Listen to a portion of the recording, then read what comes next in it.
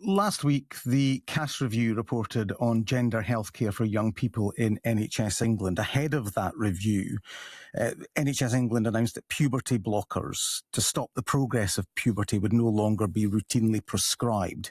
Do we need to stop using them in Scotland too? Well, first of all, I've read the Cass Review, and it's certainly worth people taking the time who are interested in this issue. And it is a very lengthy report, but it's worth taking the time to delve into what Dr. Hilary Cass is saying in terms of not just the recommendations, but the detail that she goes into. So first and foremost, the Scottish Government, and importantly our health boards, and Greater Glasgow and Clyde in particular, obviously given the responsibility over the Sandiford, will be taking time to look through the report, to examine it and explore it in detail, and of course continue to liaise with Dr. Cass. Scottish Government officials and clinicians in Scotland have met with Dr. Cass on a number of occasions before. So I'm not going to just make a decision on what clinicians should or shouldn't prescribe. That is a matter, of course, for clinicians, but I can say very clearly that the very lengthy, detailed, considered report by Dr. Cass is something that has been given the utmost consideration, as you would expect. Well, your colleague Joanna Cherry is clear. She says that the findings should be implemented in Scotland. The feeling is that if puberty blockers continue to be prescribed in Scotland, it means that children in England are getting evidence-based health care that Scottish children are not.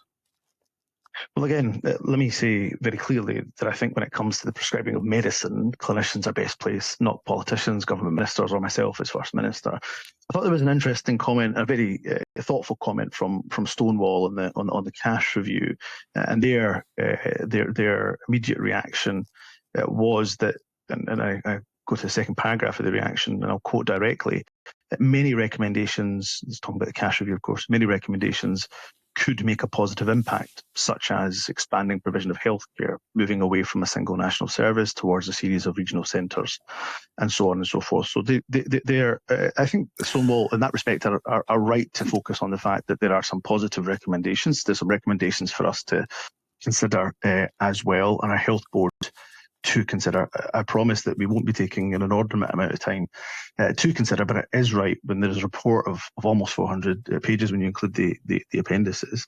This is a report that we should take some time over, and clinicians should take the time over when it comes to deciding the way forward for some of our most vulnerable and marginalised young people. The Tavistock Clinic in London closed. The Sandiford in Glasgow, we are told, follows the same principles.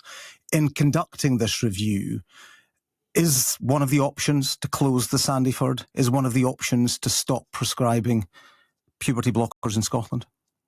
There are two different questions. In terms of the Sandiford, I don't believe that there's a case to close the Sandiford. Sandiford provides, we know, some exceptional health care to, again, some of those who are the most marginalised and vulnerable right across, not just the young people, but we know across the spectrum. So there is, at the same time, of course, one of the key recommendations, which I've just actually referenced in the Stonewall response, is around perhaps more regional health centres. So that's something that is worth consideration, worth exploring, and we'll take some time to consider that in relation to Dr. Cass's review. In terms of puberty blockers, I just go back to what I've already said, and I hope it doesn't sound evasive in any way, shape or form, because it's not intended to be. It's simply the point that I think it is better for clinicians. Those I do understand that, and you've made that point, but I do wonder to make a decision in about terms puberty of blockers, but in terms of this review, or the First Minister. In terms of this review, is removing them part of that? Well, again, every recommendation that Dr. Cass makes will be considered as part of that consideration of the entire report, including the recommendations that she makes in relation to puberty blockers. And that is, that is one element of the recommendations that Dr. Cass makes. There's a number of recommendations, all of them will be given consideration. The Scottish Government's hate crime bill has had a rocky start, I think we can agree. There's a motion coming before the Parliament on Wednesday to start the process of repealing it. Is it time to reverse the decisions?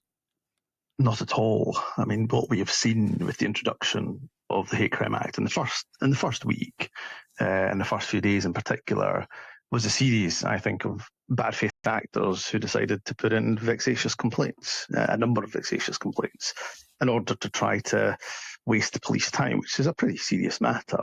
Having done so, Tell us how vague potentially the law is that they're able to do that.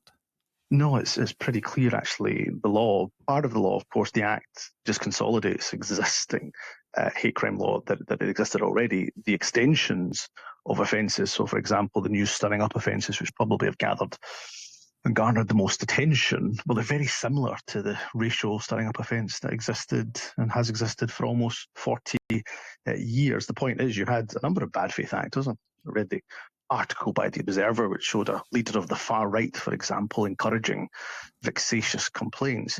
Now, thankfully, those vexatious complaints have dropped down quite considerably. We had 7,000 complaints in the first week, I believe, of the Hate Crime Act being introduced. The daily complaints fell by about 90%. So they're falling, and as the Chief Constable or the Police Scotland have said, had a minimal impact on frontline policing. But let's go back to why we have a Hate Crime Act. We have a Hate Crime Act, Gary, because in 2021-22, we had almost 7,000 reports of hate crime. That's reports of people being abused because of their race, because of their disability, because of their sexuality, because they were Jewish or Muslim, because of their religion, and for a whole range of other characteristics.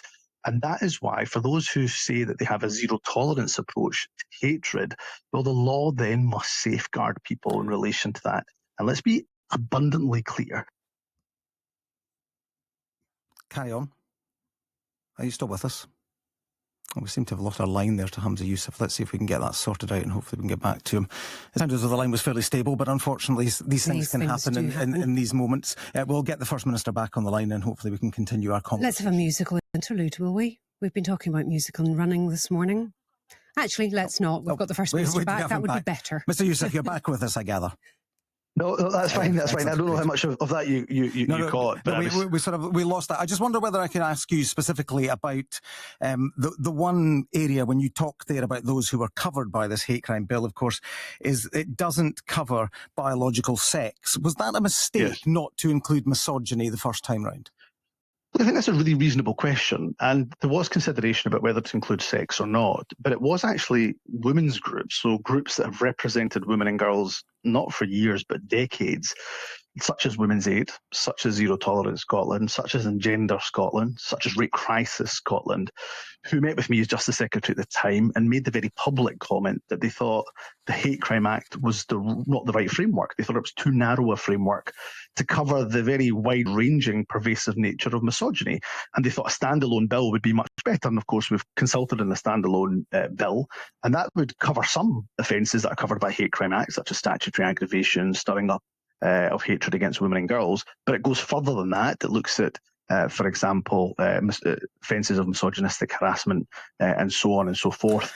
So their view was that the hate crime bill, given the wide-ranging nature of misogyny, and of course how hate crime often helps to protect minority groups. Women, of course, are not a minority group. Their view was, and this is women's group's views, was that actually there should be a standalone bill. So ultimately I was persuaded by that, and ultimately, of course, Parliament was also persuaded. It was the view of some women's groups, because there were some women who did believe that misogyny should be covered by that. In terms of this new legislation, how much will it focus on biological sex? Will a misogyny law cover trans women? Well, again, I would refer you to Baroness Helena Kennedy's point here that women and girls will be protected. And of course, trans women will be protected as well, because they will often also be the ones who suffer from threats of rape, for example, or threats of disfigurement, for example. So as regards this misogyny law, trans women will be included as women in this, which of course is part of the issue for many, many women.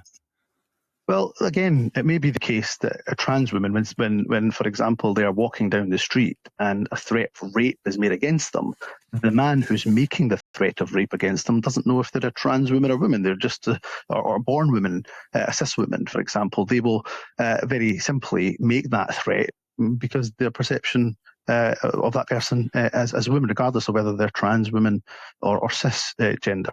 So for me, and Baroness Helena Kennedy goes into a fair a bit of detail in this in the work that she had done for us in regards to the standalone bill, that then that should cover anybody who is the victim of such an offence. But we have, of course, consulted on this, and we intend to not just introduce the bill, but try to make speed with it, because there are, and put some urgency and pace behind it, because of the concerns that a number of women I know have raised around the hate crime bill not covering sex, the category.